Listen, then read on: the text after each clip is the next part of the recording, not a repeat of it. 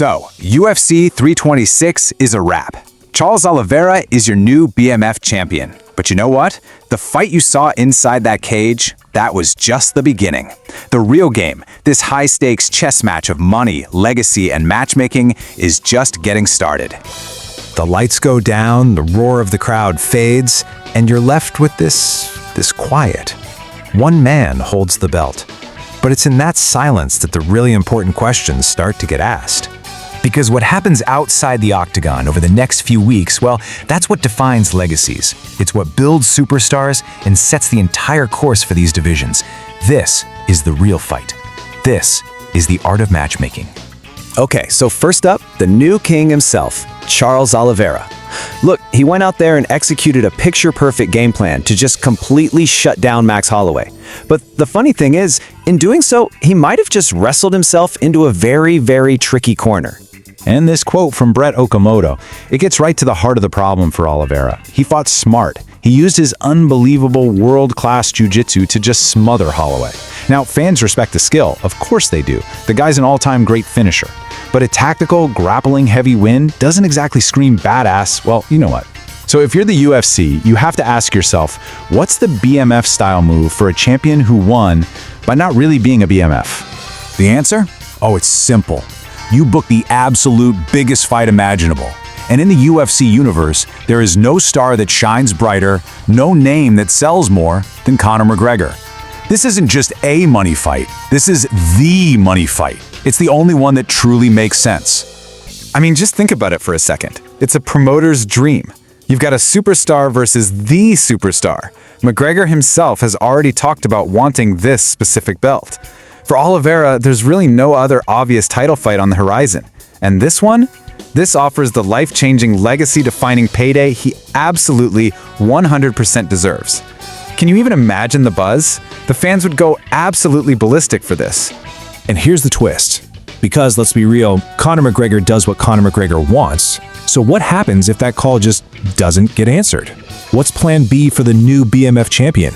Well, plan B might just be this guy, Arman Tsarukyan.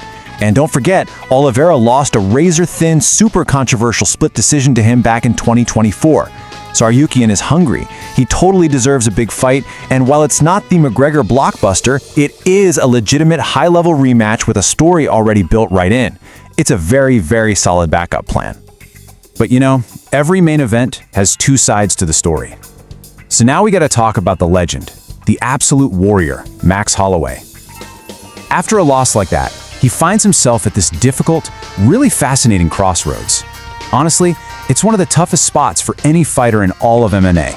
And this is the real problem for Max, right? When you have spent years fighting a complete murderer's row of champions and killers, we're talking Poirier, Topuria, Gaethje, Oliveira, where do you possibly go from here? Any step down just feels wrong. But honestly, what other choice does he have? So, okay, logically, what do? You look at the rankings. And the name that jumps out is Benoît Saint-Denis. Now, I know, it's a huge contrast to the massive pay-per-view headliners we're used to seeing Max in. But hear me out. The logic here is sound. Saint Denis is an absolute animal who has more than earned his shot at a legend. Max, being the true warrior he is, will defend his spot against literally anyone. And stylistically, come on, you know that's going to be an all-action, fascinating fight. It makes a ton of sense when you break it down. Alright, so beyond the main event, UFC 326 gave us a really clear look at the future, and more importantly how the promotion carefully, almost artistically, manages the careers of its rising stars. I'll start with Reinier de Ridder. He lost, yeah? But the real story isn't the loss itself, it's the why. For the second fight in a row, he just faded hard. And the reason is a brutal weight cut that is causing him legitimate health problems. So the solution here, I mean, it seems pretty obvious, right? Making that 20-pound jump up to light heavyweight isn't just a strategic choice at this point, it feels necessary. For his health, for his career longevity, a move up feels both inevitable and really, really smart. And this right here, this is where we get to see the UFC play chess. It's called strategic matchmaking. It's really an art form. It's not about throwing your young lion to the wolves. It's about giving them the right tests at exactly the right time to carefully build a future champion. And right now, their masterpiece in progress is Raul Rosas Jr. The way they're handling this kid, it's a masterclass. He's just 21, and he just dominated a tough-as-nails veteran like Rob Font. That's step 1. Check. But step 2 is the most important part. Do not rush him into the top 10. So for step 3, you give him a ranked guy like Vinicius Oliveira, a tough, real test that keeps him growing without throwing him way in over his head. It's just brilliant, patient matchmaking. And that's really the whole point here, isn't it? Every single one of these decisions creates ripples across the entire pond.